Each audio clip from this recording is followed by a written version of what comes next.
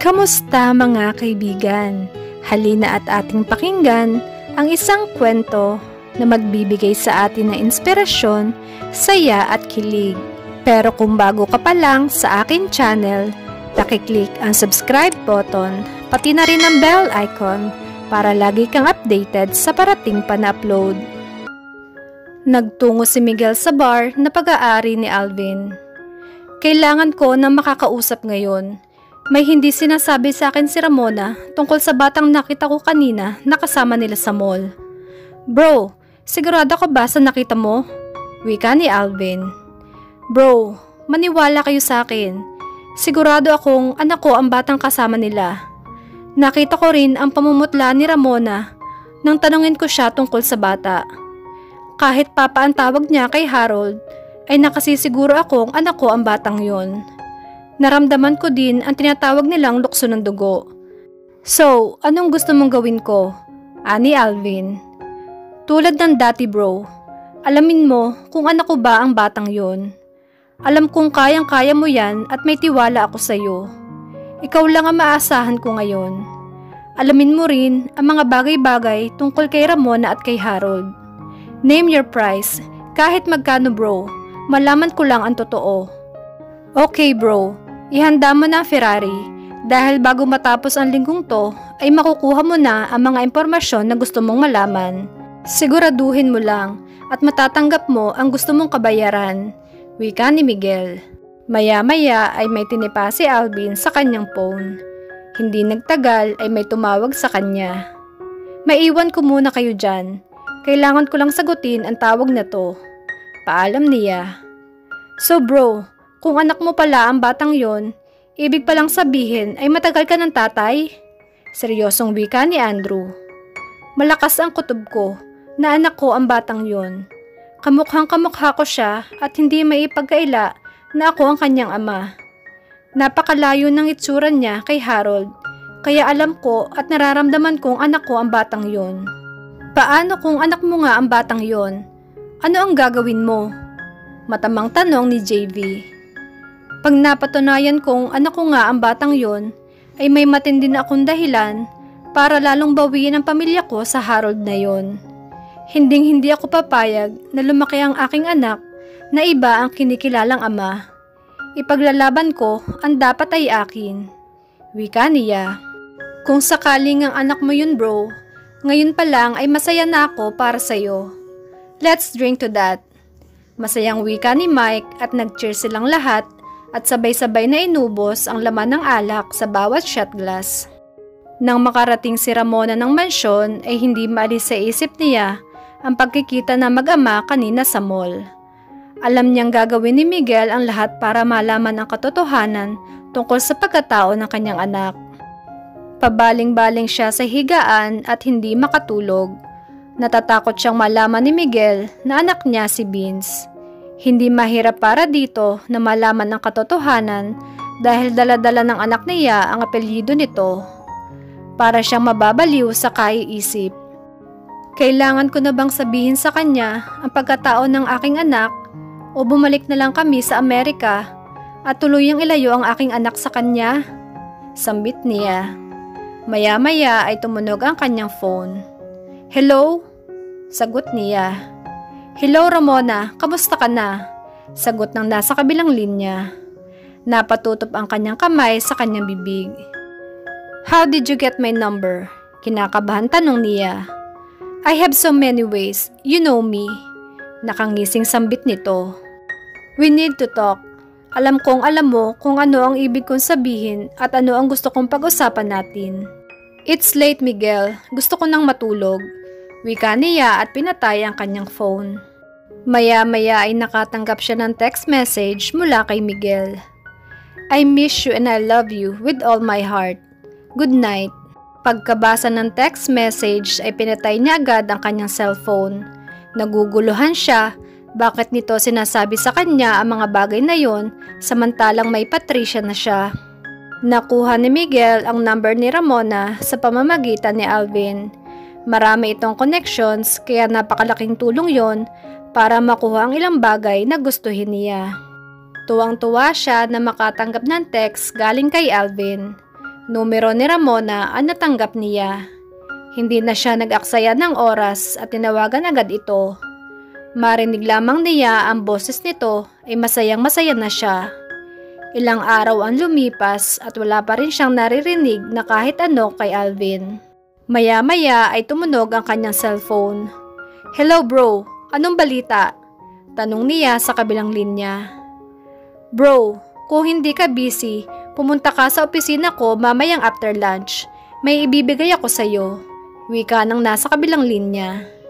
"I will see you there after lunch. Siguraduhin mo lang na magugustuhan ko ang ibabalita mo sa akin bro. Kung hindi, wala ka matatanggap sa akin na kahit ano." Mahaba niyang litanya. "Nako bro, luluwa ang mata mo pag nabasa mo ang lahat ng impormasyong nakalap namin." Masayang litanya ni Alvin. "Darating ako mamaya." Wika niya at pinatay agad ang phone.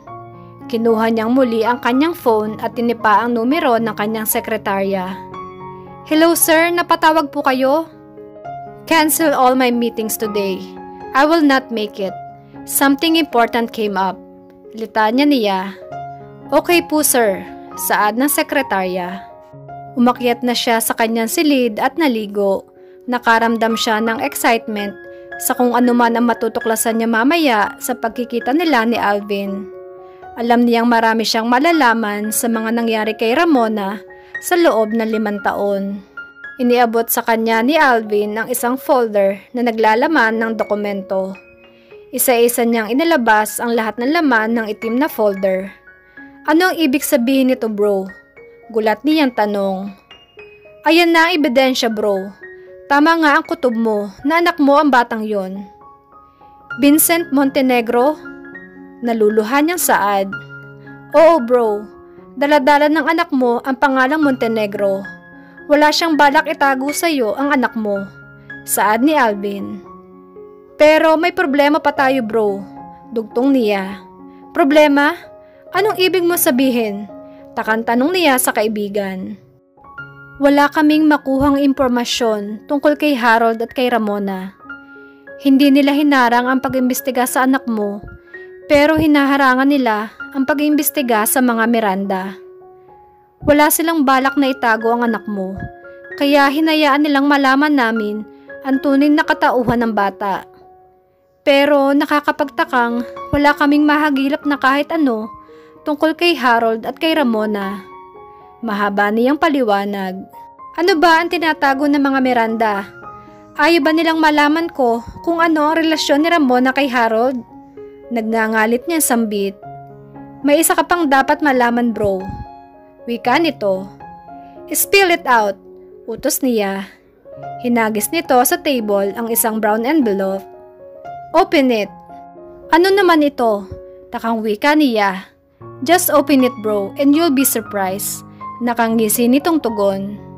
Nagtataka man ay binuksan niya at inilabas isa-isa ang dokumentong laman nito. Napamang ang labi niya at nanlaki ang kanyang mga mata sa nabasa. Napatingin siya kay Alvin na nakatingin din sa kanya habang umingisi. "Anong ibig sabihin nito? Paanong nangyari to?"